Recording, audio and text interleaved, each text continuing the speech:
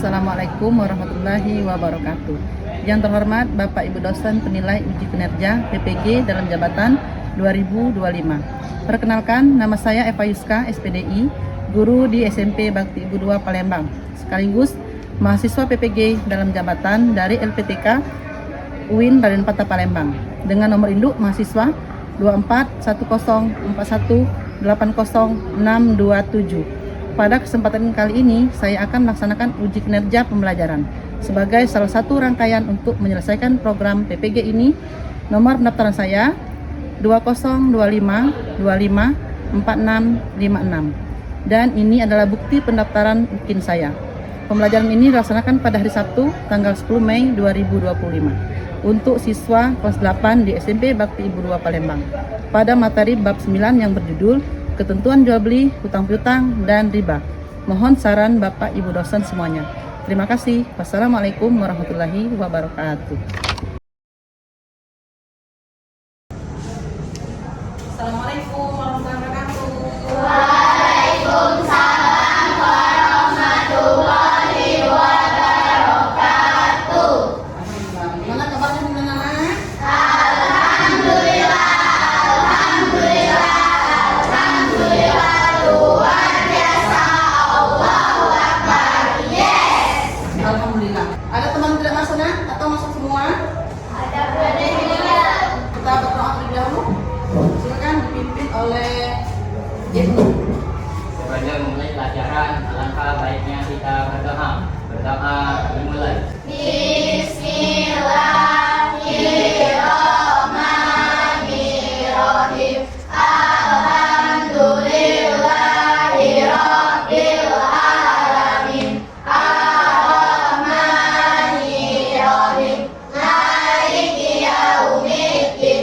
Iyyaka na'budu wa iyyaka nasta'in. Ihdinas siratal mustaqim. Siratal ladzina an'amta 'alaihim ghairil maghdubi 'alaihim waladdallin. Amin. Rabbi sholli sadri wa yassir li amri wahlul 'uqdatam min lisani yafqahu qawli. Rabbi zidni ilman warzuqni fahman. Amin. Shadaqallahul azim. Sikap beri salam. Assalamualaikum warahmatullahi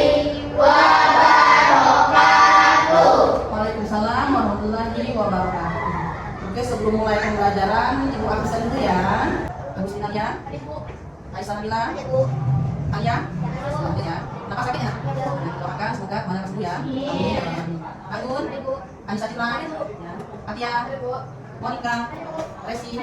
Sahini. Afifah. Sukma. Heliana. Amanda. Syakira. Alifah. Ibnu. Ya, alhamdulillah. Tidak ada orang yang tidak masuk. Oke, sebelum mulai pembelajaran, biar lebih bersemangat, kita kasih dulu tepuk semangat. Berdiri dulu. Tepuk semangat.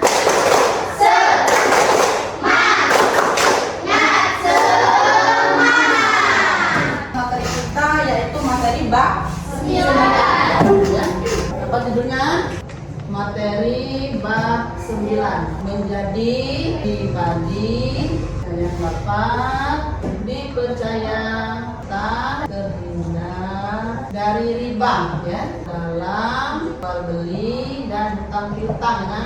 Nah, coba sebelum kita lanjut ke materi, Ibu mau bertanya terlebih dahulu. Bagaimana caranya bagaimana caranya agar kita terhindar dari praktek riba? Dari praktek riba dalam hal kegiatan jual beli dan hutang piutang. Siapa kira-kira bisa menjawab? Ya, silakan Aisyah. Jawabannya menyadari itu dosa besar, jadi jangan dilakukan. Ya, betul sekali. Ya, kasih tepuk tangan untuk temannya. Jadi kita harus ingat ya nak, dalam jual beli dan hutang piutang itu terkadang ada termasuk riba di dalamnya. Oke? Apa itu riba? transaksi di antara dua orang ya yang ada tambahan. Jadi tambahan biasanya disebut dengan bunga ya kan? Selanjutnya tujuan pembelajaran kita hari ini yaitu biar kalian atau peserta didik bisa menyelesaikan masalah-masalah jual beli dan utang piutang ya di era modernisasi sekarang. Menghindari riba dalam hal utang piutang yang sesuai dengan ketentuan fikih dan muamalah ya. Dan kalian terbiasa bersikap jujur, bertanggung jawab dan dapat dipercaya dalam bermuamalah. Selanjutnya kita akan melihat video. Kita akan membuat kelompok dulu ya. 3 kelompok, silakan. Ini kelompoknya, yuk mulai. Silakan menonton video ini. Nah, jadi kalian perhatikan videonya.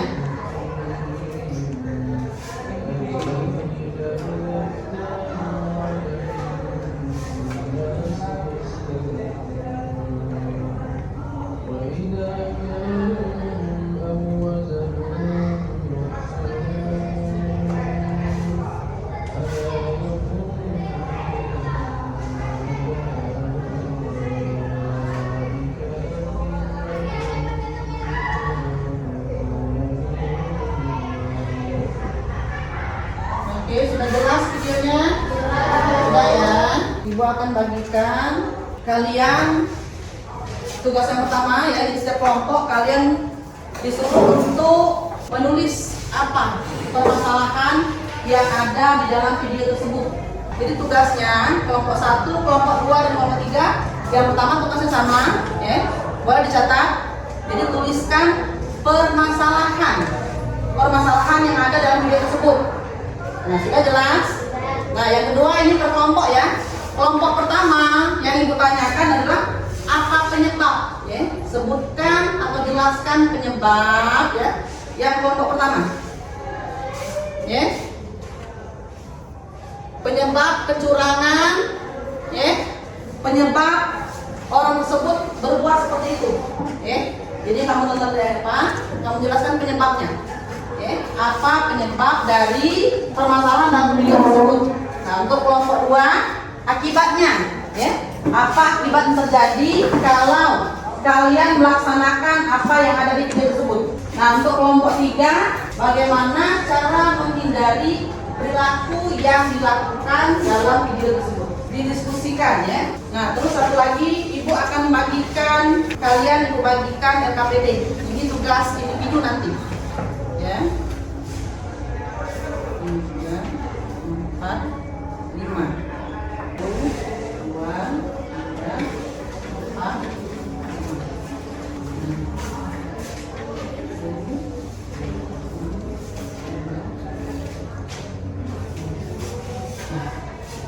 Sudah selesai kira-kira? Sudah?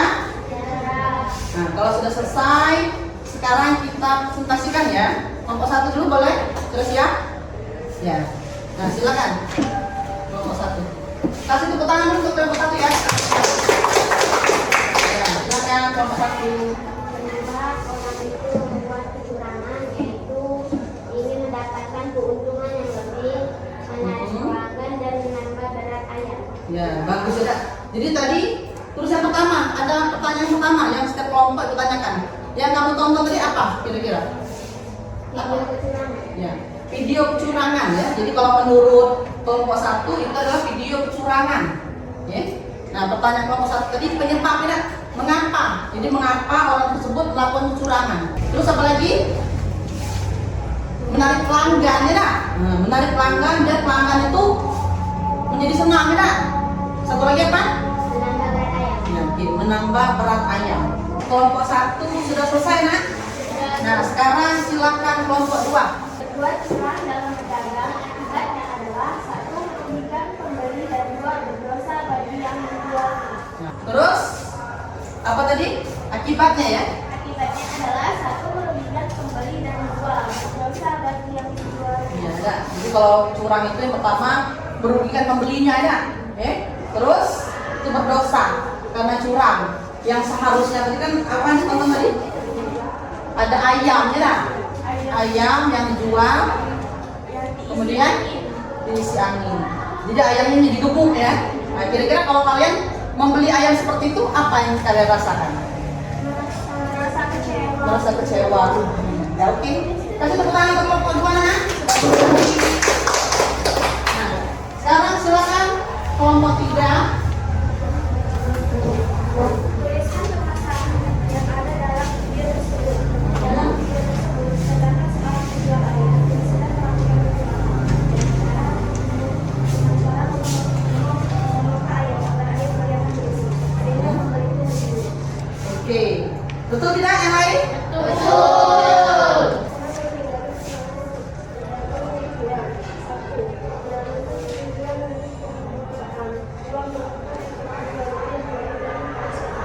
Ya.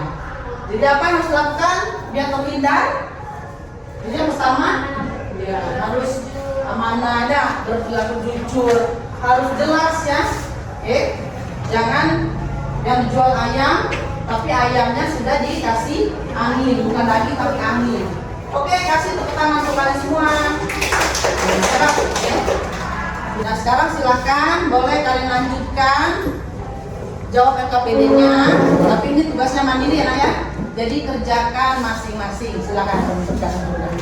Ya, tentukan.